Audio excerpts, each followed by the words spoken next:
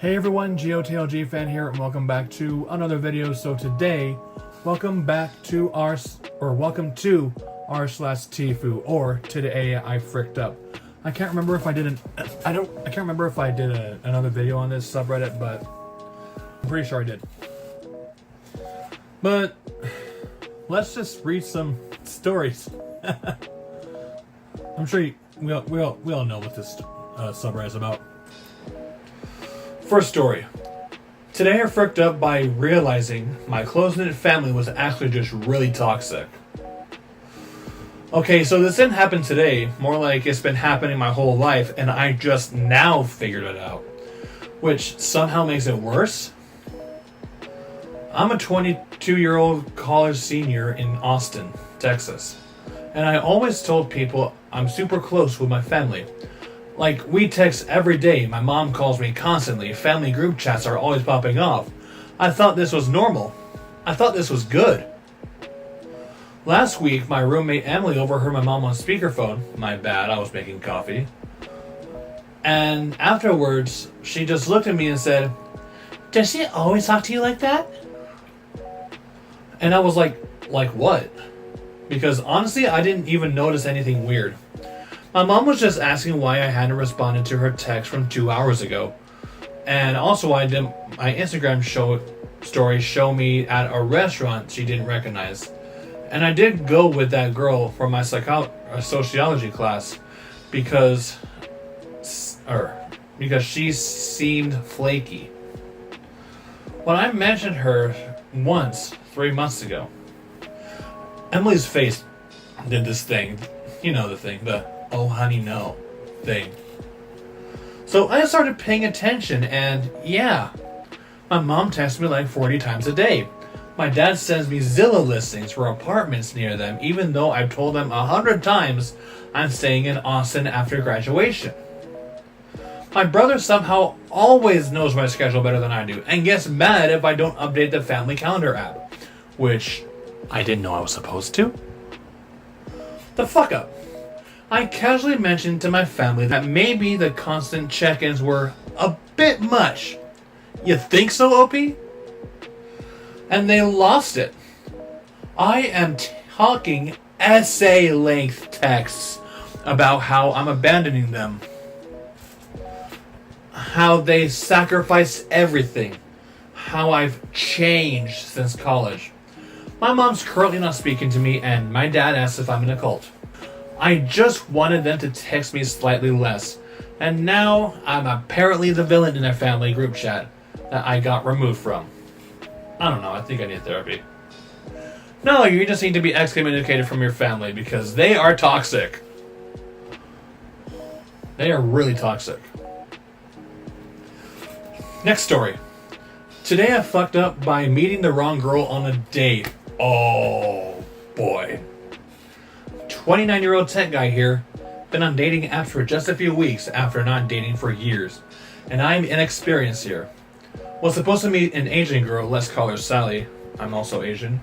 Yesterday afternoon at 3 at a coffee shop from Hinge. At 3, an Asian girl, let's call her Michelle, walks in and waves at me. We sit down and I pay for her coffee. Michelle looks different from her photos, but they are both software engineers and works the exact same company as the girl I was supposed to meet.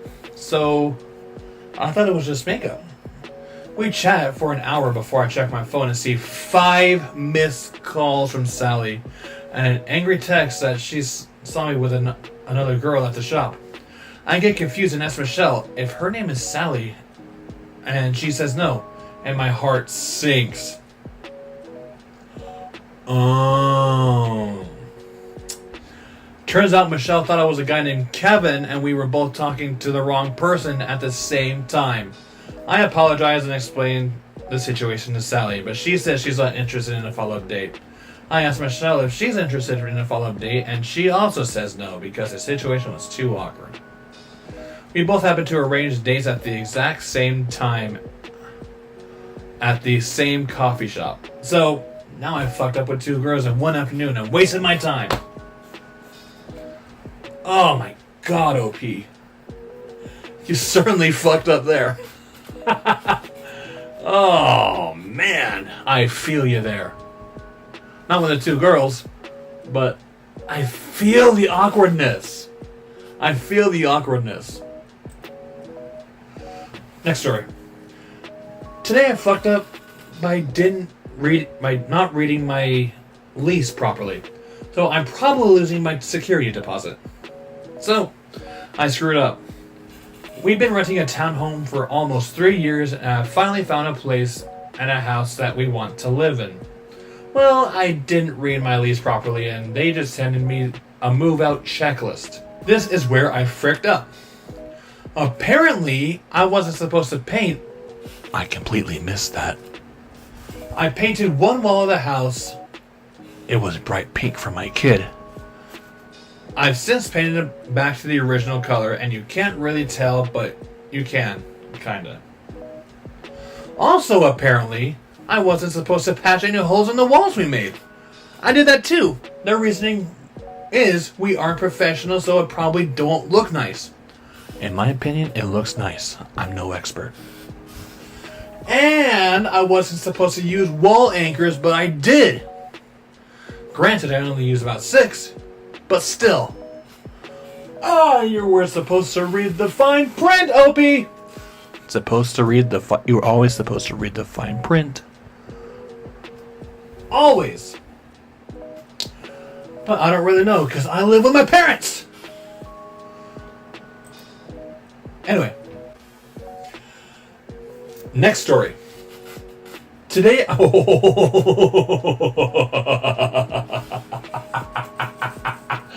Oh my god. Today I fricked up by shaving my head and balls and went to a sensory It's like Ethan from Unis Honest again. Sepfurary Desperation. Damn girl. Today I fricked up by shaving my head and balls and went to a Sepfurary Desperation. Damn girl. I'm losing my fucking mind.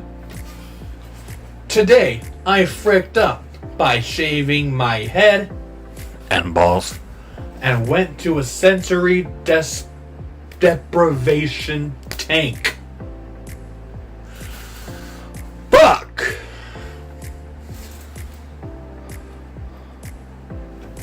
My birthday came and went, and my wife decided to book a sensory deprivation tank session for me. Shut up. I know what you're doing, Bronwyn. I know what you're doing. Do it anyway, but it's... Shut up. I'm just gonna be fucking up those 3 words this entire story. Anyway, I've done a few of these in the past, and I really like them. For those who don't know, a sensory deprivation tank or float section is basically a closed-off room with minimal to no light in a big tub filled with Epsom salt water. The idea is that you float effortlessly while your body decompresses and you relax in silence or with some chill music. I've done it a couple times before and really enjoyed it, so I was really happy when she got me the session. I haven't been able to grow hair since I was about 16. When I turned 21, I decided to just go bald and be bald for the rest of my life, and I've been shaving my head ever since. I got a new electric razor for my birthday, and I've been using it daily since it was quick and easy. While I was in the shower this morning, I decided to see how it will work on the boys. Turns out it works surprisingly well. The razor doesn't actually come with contact with the skin. So, my first thought was that there shouldn't be any issues since the skin itself wasn't technically being cut. I dry off and get ready for the decoration pet. What's the main ingredient in Sepfurary Desperation? Damn girl. I see the amount of salt they put into these tanks, and I think to myself, I'm totally fine. They even provide ointment for those who have cuts or abrasions to protect the area. I figured I'd put some on my head and my junk just to enjoy the experience. The moment I got into the water, it felt like ants were stabbing me with needles. I tried to steel myself and told myself that it was temporary and that I should just deal with it until it subsided. I lasted about 5 seconds of what was probably the worst stinging pain my nuts have ever experienced before climbing out of the tank. My senses were telling me to deprived of.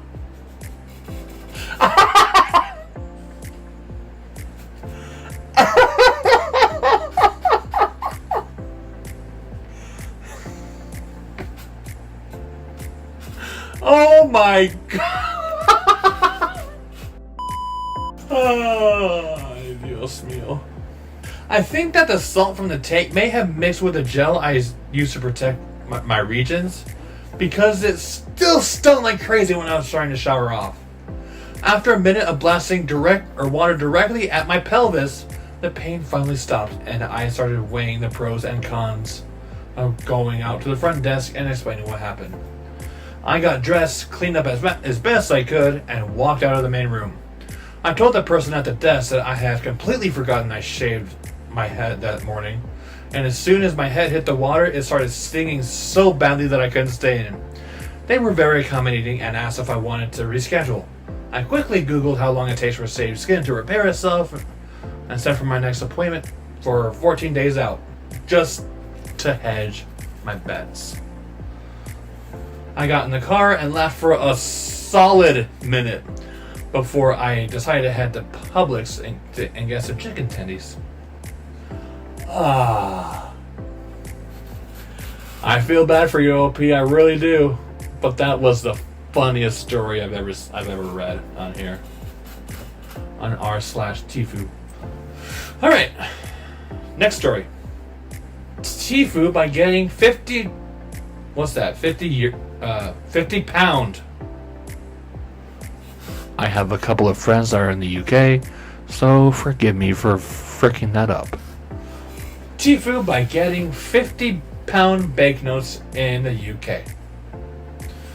This happened 2 years ago. I visited England on vacation. I had me a wad of 5-plus-year-old British currency that I was eager to spend. When I arrived, I was told that the old currency is no longer valid. The country switched from paper to plastic. I could exchange the old notes by visiting the main Bank of England building in downtown London. So I made the trip to central London to visit the Bank of England building, wait for hours, and I finally get to the counter where the bank goblins take my old currency and my passport and forms and exchange the old notes for new notes. They ask how I like the new cash, so I tell them I like some 20-pound notes and the rest in 50-pound notes. They don't have 100-pound notes. The next day I am out shopping and tender a 50-pound note for payment. I discover that nobody in England accepts 50-pound notes. Apparently there's a counterfeiting problem. So I have to use my credit card everywhere, and I'm stuck carrying around British cash that I thought I could finally spend, but can only carry around. I'm told that the only place to exchange 50-pound notes for smaller notes was the post office. I've tried a couple of branches and I'm turned away, because the service is apparently for locals and not foreigners. I finally make another trip back to the Bank of England and exchange all the 50-pound notes for 10-pound notes. It's at the end of my trip, so I don't spend any of it. Now I'm back in the US with a wad of 10-pound notes, and I'm not sure when my next trip to the UK will be, where I can spend them. Wow, OP, you really messed up there. Last story of the video. TIFU by asking my girlfriend her ring size. Oh god. It is going to be our anniversary, and she's a very fit and tech girl. I saw some smart rings for sale in Costco and decided to give one to her. She saw me looking at her jewelry box with a tape measure and asked me what I was doing, and I told her that I wanted to know her ring size is and didn't think much about it. She told me I'm 6'7". Kill me, please. I don't know why I did that. I am so sorry. And, like nothing, and that was it. This was a week ago, and apparently she told my in-laws about it, that I was going to propose, so apparently now everybody thinks I'm going to propose. At this point, I have no idea how to fix the situation.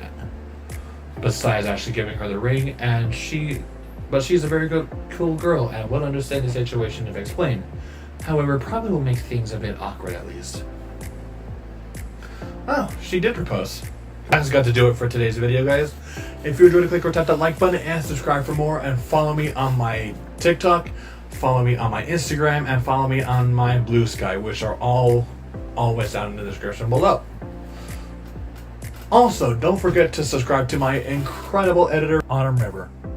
She works her tail off making my videos, and she does incredible work. I love how she edits my videos, and I don't plan on letting her go anytime soon.